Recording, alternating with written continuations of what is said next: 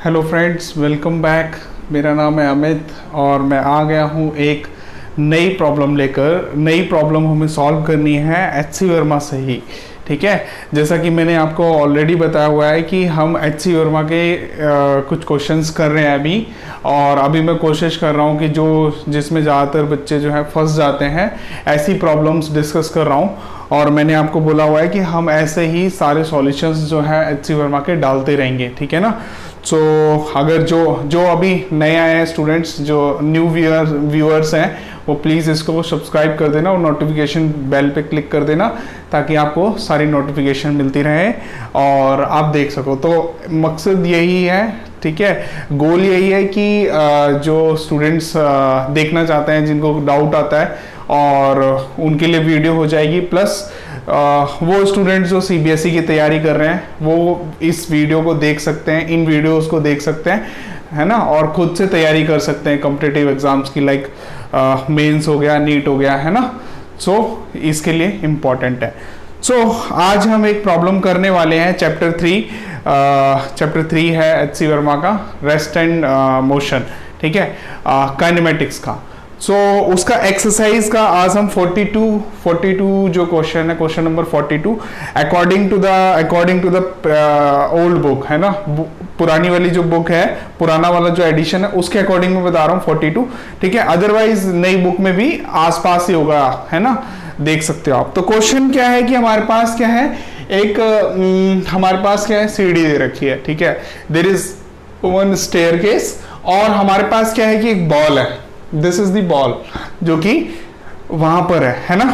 और हमें बोला हुआ है कि ये जो स्टेप्स हैं they are 10 centimetre high and 20 centimetre इनकी जो है वो ब्रेड्थ है ना, इनकी 20 सेंटीमीटर वाइड हो रखी है ये, ठीक है। अच्छा, मैंने ये 10 इतना बनाया, 20 इतना बनाया, एज्यूम कर लेना ये 20 है, दिस इज, ये 10 है और ये 20 है, डबल है ये, ठीक है। उतना अच्छा डायग्राम नहीं बन पाया प्रॉपरली, मेजरमेंट स्केल पे नहीं है, बट ये क्वेश्चन है कि हमारे पास क्या है कि 10 सेंटीमीटर हाइट की हर एक सीढ़ी जो है वो 10 सेंटीमीटर की हाइट है उसकी, और 20 सेंटीमीटर की उसकी वो है विड्थ है ना।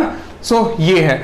अब हमारे पास क्या है कि हमें बोला जा रहा है कि एक बॉल है, ठीक है, जो रोल ऑफ कर रही है, और हमें बताना है कि यहां पर उस बॉल की मिनिमम वेलोसिटी क्या होगी, सच दैट कि ये बिल्कुल नीचे गिरे यहां पर आकर, है ना। मतलब क्या है इसका, मिनिमम वेलोसिटी हमें बताना है कि सच दैट कि ये लास्ट वाली जो है प्लेन पे आकर गिरे, सीढ़ियों पर ना गिरे, किसी ना इस सीढ़ी पर गिरे ना इस सीढ़ी पर गिरे, किसी भी सीढ़ी पर ना गिरे, डायरेक्टली नीचे फॉल कर जाए, है ना। ये हमें निकालना है, डायरेक्टली नीचे फॉल कर जाए। सो डायरेक्टली नीचे फॉल कर जाए, ये वाली मिनिमम वेलोसिटी बतानी है हमें। So this is the question.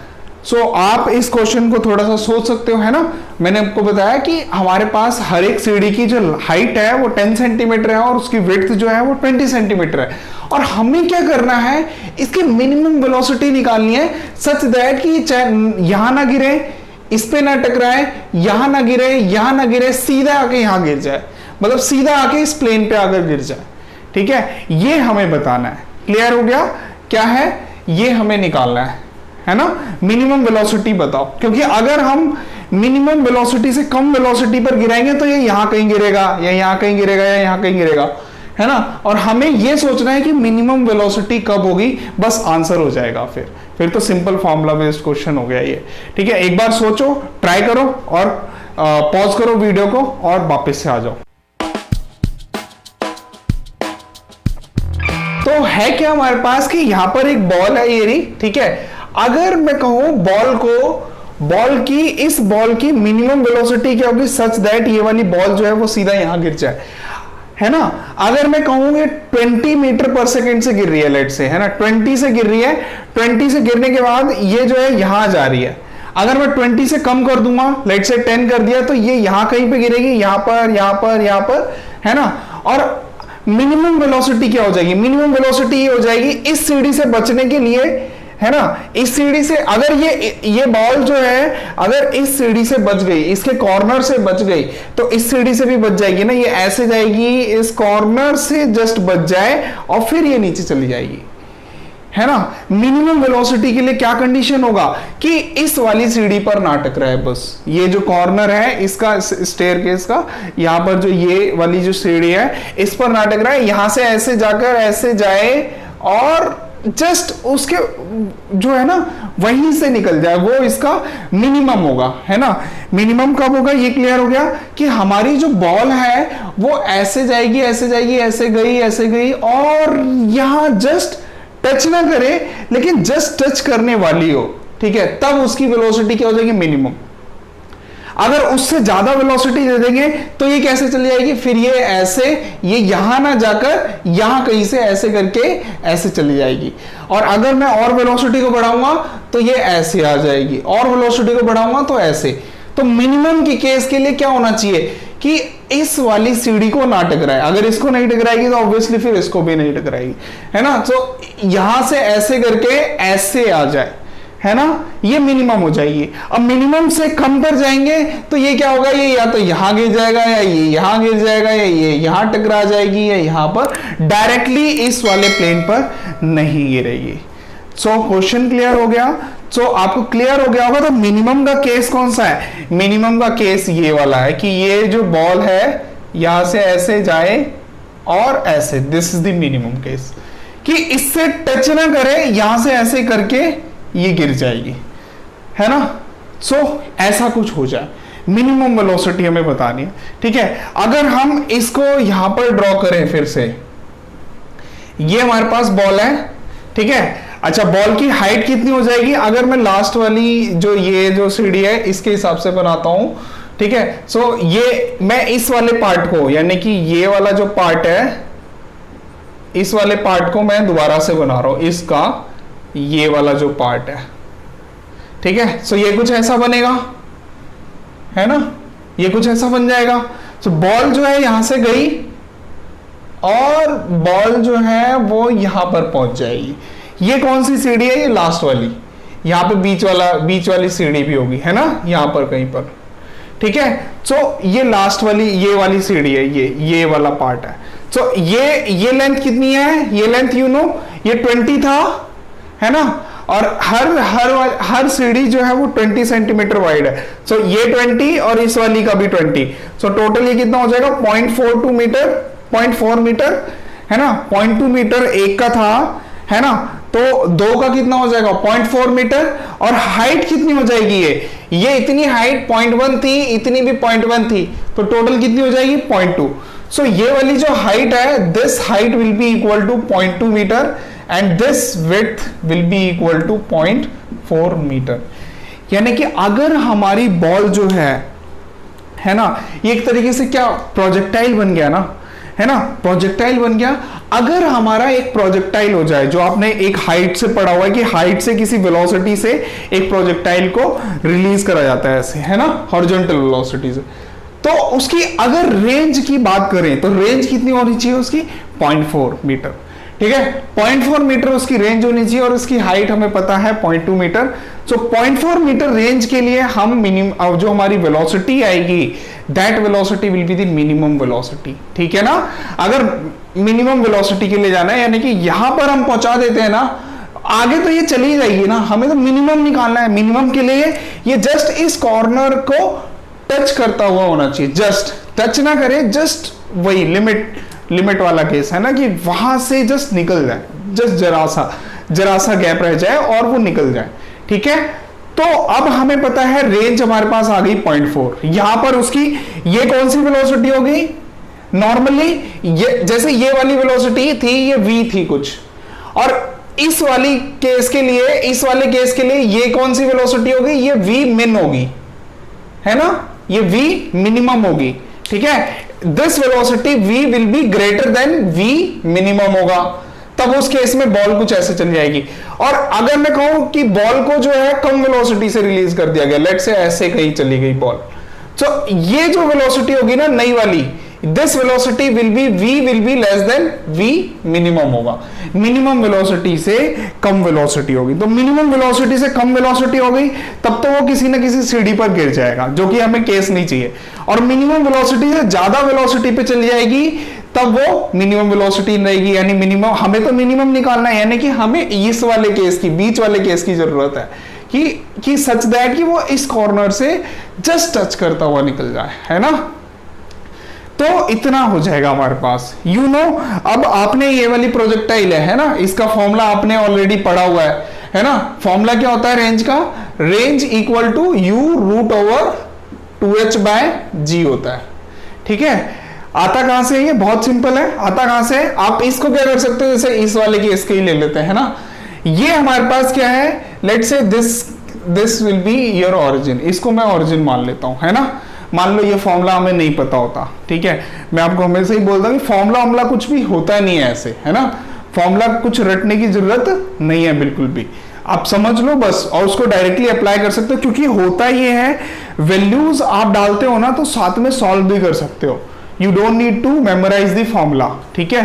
Formula memorise करने की बिल्कुल भी जरूरत नहीं है। सो यहां पर अगर ये 0,0 है, लेट्स से इस डायरेक्शन को, let's say I am assuming कि इसको पॉजिटिव मान लें, ऐसा कर सकते हैं क्या?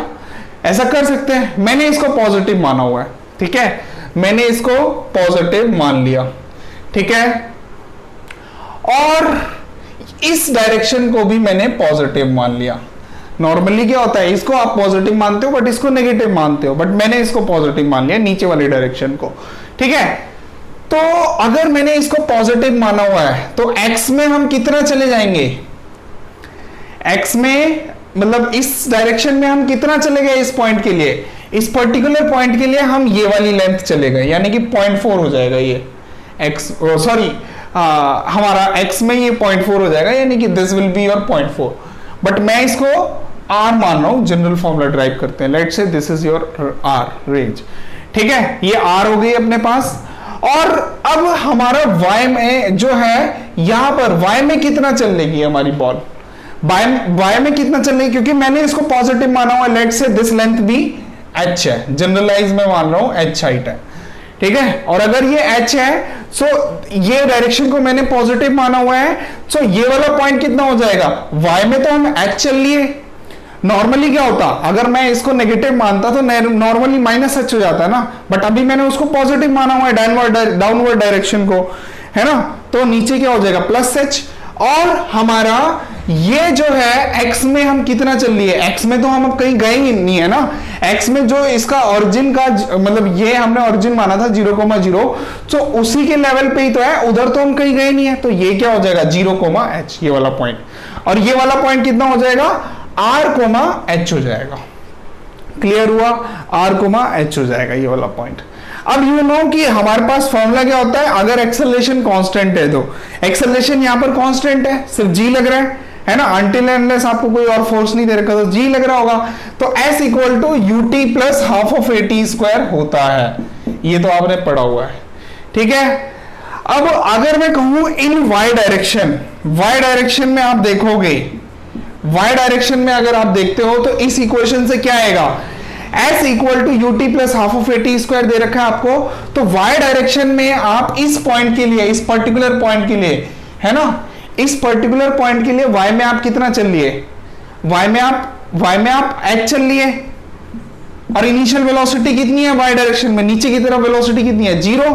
सो 0 टाइम कितना हो जाएगा ये? क्योंकि हम यहां पहुंच गए, टाइम हो जाएगा टाइम ऑफ फ्लाइट, ठीक है। और प्लस हाफ ऑफ GTF का स्क्वायर। सो ये हमारे पास फॉर्मूला आ जाएगा, ये हमारे पास आ जाएगा हाफ ऑफ GTF का स्क्वायर इक्वल टू h हो जाएगा, ठीक है। इसको उधर लेकर जाओगे तो ये हो जाएगा 2h बाय g, और TF को उधर लेकर जाओगे स्क्वायर, 2f के स्क्वायर को, सो TF का फॉर्मूला ये आ जाएगा हमारे पास। टाइम ऑफ फ्लाइट का फॉर्मूला कितना आ गया? ये आ गया। अब सेम यही वाला फॉर्मूला आप x डायरेक्शन में भी अप्लाई कर सकते हो, ठीक है। x डायरेक्शन में क्या होगा? इन x डायरेक्शन, ठीक है, हमारा इन x डायरेक्शन क्या होगा? है x डायरेक्शन में हमारे पास फॉर्मूला लगाओगे आप यही वाला, ठीक है, यही वाला फॉर्मूला लगाओगे s equal to ut plus half of at square x direction में। सो हमारे पास x डायरेक्शन में यहां पर हम कितना आ गए हैं? यहां पर x में r आ गए हैं, ठीक है। सो x में हम r आ गए हैं, s की जगह x आ जाता है ना, और u की जगह ux आ जाएगा, ux आ जाएगा, u की जगह x डायरेक्शन में वेलोसिटी कितनी थी इसकी, u थी, u will be the minimum velocity, है ना। तो u इंटू टाइम, टाइम कितना हो जाएगा जब वो यहां पर x की वैल्यू जब r हो जाएगी तो टाइम यहां पर कितना हो जाएगा, यहां पर टाइम इक्वल टू कितना था 0, यहां टाइम इक्वल टू कितना हो गया टाइम ऑफ फ्लाइट, सही है। सो यहां पर टाइम इक्वल टू कितना हो जाएगा टाइम ऑफ फ्लाइट, तो s equal to u t f होगा, है ना, समझ रहे हो। मैं इस इक्वेशन को दो पार्ट में तोड़ रहा हूं, एक तो y is equal to u y t plus half of a y t square, और दूसरा x equal to u x t plus half of a x t square, ठीक है। इस ऐसे में दो पार्ट में तोड़ रहा हूं इसको, ठीक है। सो y में तोड़ लिया, x में तोड़ लिया। जब मैंने y में तोड़ा तो ये लगा हमारे पास, क्योंकि y में हम h आ चुके थे, ठीक है, टाइम हमारा tf हो गया था और half of G T F का स्क्वायर आ गया। और ऐसे ही x में मैं लगाऊंगा तो ये फॉर्मूला यहां पर x की जगह हम कहां आ गए, r में आ गए, क्योंकि x में हम कितना चल लिए, r चल लिए, तो x की जगह r आ जाएगा, u की जगह कितना आ जाएगा, ux आ जाएगा, है ना, ux कितना x डायरेक्शन में कितना था, ये x डायरेक्शन लिया हमने, ये x है, ठीक है, और ये कौन सी है, ये y है। तो ux का मतलब ये वाली वेलोसिटी u थी, तो यहां पर कितना आ जाएगा u, और टाइम कितना हो जाएगा जब यहां पहुंच गए tf, और हाफ ऑफ साथ में क्या आएगा, half of ax into tf का स्क्वायर। बट x में कोई एक्सेलरेशन नहीं है ना, एक्सेलरेशन तो सिर्फ डाउनवर्ड लग रहा है, g लग रहा है, तो ये कितना हो जाएगा 0। सो हमारे पास इक्वेशन क्या बचेगी, सिर्फ ये बचेगी, ठीक है। अगर ये इक्वेशन बचेगी, tf की जगह ये आ जाएगा, तो हमारे पास रेंज का फॉर्मूला कितना आ गया, range equal to u root over 2h by g। तो ये ऐसे आ जाता है, ठीक है, ऐसे आ जाएगा। जरूरी नहीं है उस फॉर्मूले को याद करना, मतलब उस फॉर्मूले को याद करना क्यों जरूरी नहीं है, अभी तो मैं जनरली ड्राइव कर रहा था, है ना, बट एग्जाम में आएगा तो आप क्या कर सकते हो, h की जगह सीधा आप h की वैल्यू डाल दोगे ना, 0.2 यहां पर डालोगे, ठीक है, 0.2 इंटू 2 0.4 हो जाएगा, और डिवाइडेड बाय 10 हो जाएगा 0.004, टाइम की वैल्यू आ जाएगी हमारे पास, और टाइम की वैल्यू यहां आ जाएगी, टाइम की वैल्यू को आप वेलोसिटी से मल्टीप्लाई कर लोगे, सो हमारे पास क्या आ जाएगा, रेंज आ जाएगा, या रेंज के बराबर आ जाएगा, और हमारे पास मतलब ये वैल्यू आ गई और ये r आ गया, तो u निकल जाएगा हमारे पास, ठीक है। सो अब इस फॉर्मूले को ही अप्लाई कर ले, तो यहां पर कितना आ जाएगा, पॉइंट, रेंज कितनी है 0.4, उस पर्टिकुलर मिनिमम वेलोसिटी के लिए ये u की जगह u min आ जाएगा, ये मिनिमम वेलोसिटी वाला केस है। Root over twice of height की वैल्यू कितनी दे रखी है, पॉइंट, ये हाइट 0.2 डिवाइडेड बाय g की वैल्यू लेट से 10 ले लेते हैं, तो ये हो जाएगा u minimum root over 0.2 into 0.2, तो ये हो जाएगा 0.2, है ना, इक्वल टू 0.4, यानी कि मिनिमम वेलोसिटी कितनी होगी, u min will be equal to 2 metre पर सेकेंड, क्योंकि मैंने सब कुछ ऐसा यूनिट में डाल दिया था, तो आंसर भी ऐसा यूनिट पे ही आएगा, ठीक है। क्लियर हो गया ये वाला क्वेश्चन कैसे किया, ठीक है। सो मैं ये कह रहा था कि इस वाले फॉर्मूले को, ये जो फॉर्मूला है जरूरी नहीं है कि याद होना चाहिए, क्योंकि जब हमारे पास क्वेश्चन में क्या होगा, क्वेश्चन में अगर मान लो मुझे फॉर्मूला याद नहीं है, ठीक है, इससे, है ना, यहां पर आप क्या कर सकते हो, पहले फर्स्ट वाली इक्वेशन से y की जगह आप सीधा यहां पर क्या डाल सकते हो, 0.4 डाल सकते हो, सॉरी x की जगह आप सीधा क्या डाल सकते हो, या पहले y की जगह ले लें, y की जगह सीधा हाइट की वैल्यू डाल सकते हो 0.2, ठीक है, हाइट की वैल्यू 0.2 हो गई, और y डायरेक्शन में कोई वेलोसिटी नहीं है, plus half of ay g हो गया, और टाइम की वैल्यू टाइम ऑफ फ्लाइट का स्क्वायर आ जाएगा, g की वैल्यू 10 डालोगे, ये 10 आ जाएगा, और ये 5 आ जाएगा, 5 डिवाइडेड बाय, मतलब 0.2 डिवाइडेड बाय 5 हो जाएगा ये, तो ये हमारे पास आ जाएगा 0.04, और तो टाइम ऑफ फ्लाइट का फॉर्मूला आ जाएगा, टाइम ऑफ फ्लाइट की वैल्यू आ जाएगी 0.2, यानी कि आपको जनरलाइज फॉर्मूला ड्राइव नहीं करना, आपको वैल्यू निकालनी थी ना, तो वैल्यू तो आप डायरेक्टली भी निकाल सकते हो, जरूरी थोड़ी ना आपको कि फॉर्मूला याद होना चाहिए, ठीक है। टाइम ऑफ फ्लाइट की जगह अब आप यहां पर टाइम ऑफ फ्लाइट जो है यहां पर आपका 0.2 आएगा, जब आप x डायरेक्शन में अप्लाई कर रहोगे, रेंज को आप सीधा का सीधा लिख दोगे 0.4, और एक्सेलरेशन कुछ था नहीं, तो यहां से सीधा का सीधा u आ जाएगा आपका 2, u आ गया 2 मीटर पर सेकेंड। ठीक है, क्लियर है? मैं ये बताना चाह रहा था कि फॉर्मूला जरूरी नहीं है कि याद होना चाहिए, हालांकि थोड़ा सा टाइम बचा सकते हो आप, है ना, बट ये है कि कंसेप्ट अगर क्लियर करने हैं तो ट्राई टू यूज, मतलब जब आप टेस्ट नहीं दे रहे हैं एटलीस्ट तब यूज करो जनरल कंसेप्ट्स, है ना। ये जो डेरिवेशंस हैं हम जो पढ़ते हैं, ये डेरिवेशंस का मतलब ये नहीं है कि हमने ड्राइव कर लिया और फॉर्मूला याद कर लिया। डेरिवेशन का मतलब ये है, ये आपको सिखाती है कि इस तरीके से प्रोसीड करो, है ना, आपको वैल्यू निकालनी है, आपको आंसर निकालना है, तो इस तरीके से प्रोसीड करो, दैट इज द डेरिवेशन। ठीक है, अच्छा, और अगर मैं जैसे अभी कई बच्चों का अगर कंफ्यूजन है, जैसे मैंने इसको पॉजिटिव मान लिया, लेट्स से अगर मैं इसको नेगेटिव मानता तो क्या होता, इसको अगर मैं नेगेटिव मानता तो यहां पर हाइट की जगह -h आ जाता और यहां पर भी -h आ जाता।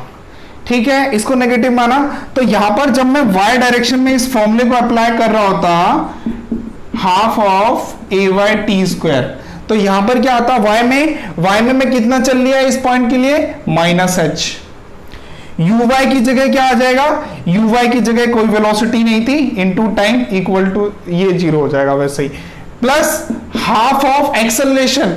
अब मैंने नीचे वाली डायरेक्शन, जी तो नीचे लग रहा है ना, और नीचे वाली डायरेक्शन को नेगेटिव मान लिया तो यहां पर नेगेटिव -g आ जाएगा, प्लस टाइम का स्क्वायर। ये इससे ये कट जाएगा और ये टाइम ऑफ फ्लाइट है एक्चुअली आपका, क्योंकि जब x की वैल्यू y की वैल्यू -h हो जाती है तो टाइम जो होगा वो टाइम ऑफ फ्लाइट के बराबर हो जाएगा ना। टाइम ऑफ फ्लाइट क्या होता है, जितने टाइम के लिए ये जो हमारी प्रोजेक्टाइल है ये हवा में रहेगी, फ्लाई करेगी।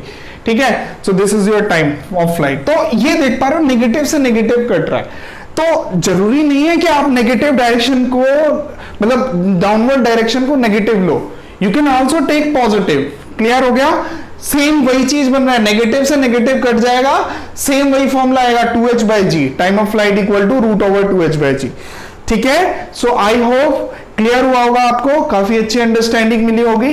ठीक है, और बस ऐसे ही सारे सवाल करने हैं हमें सॉल्व, ताकि हम जो है फिजिक्स को इंटरेस्टिंग बना सके, और ऐसे ही हम प्रॉब्लम को सॉल्व करेंगे। ठीक है, कि किस तरीके से हम अवॉइड करें मेमोराइजेशन, और है ना, और कोशिश करेंगे कि ज्यादा से ज्यादा हम सॉल्व करें क्वेश्चंस। ठीक है, सो ये रहेगा, और मैं बस यही कहना चाहूंगा कि अगर आपको अच्छा लगा हो तो प्लीज इसको लाइक कर देना, है ना, और अपने फ्रेंड्स को शेयर कर देना।